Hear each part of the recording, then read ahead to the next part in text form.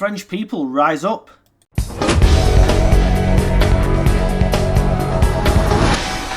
I don't always cover geopolitics, but this does tie in with the UK, and it ties in with the fact that citizens of Europe and UK will not and do not want to go and die for the Ukrainians. Take a look at this protest.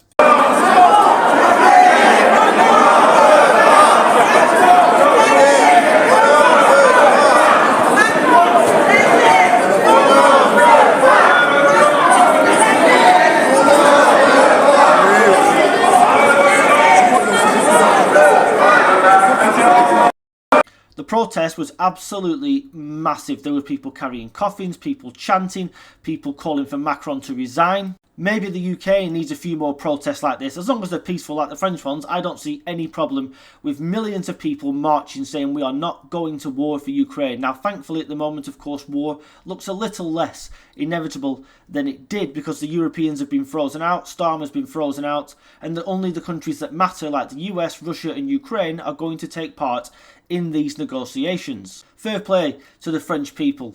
They're known for protesting anyway. But these morons in power, who simply want war at all costs, because they're losing control of the narrative and want to send you, your children, your grandchildren to their deaths, need telling that we are not going to go and fight for a country that has nothing to do with us. Just because they want to make Russia the scapegoat of the West and all of its problems. And that's what's happening here. They want you to look away from your own country where everything's a mess, caused by the very people in power, and they want you to blame Russia for all the ills of the world. Well, only an idiot would do that.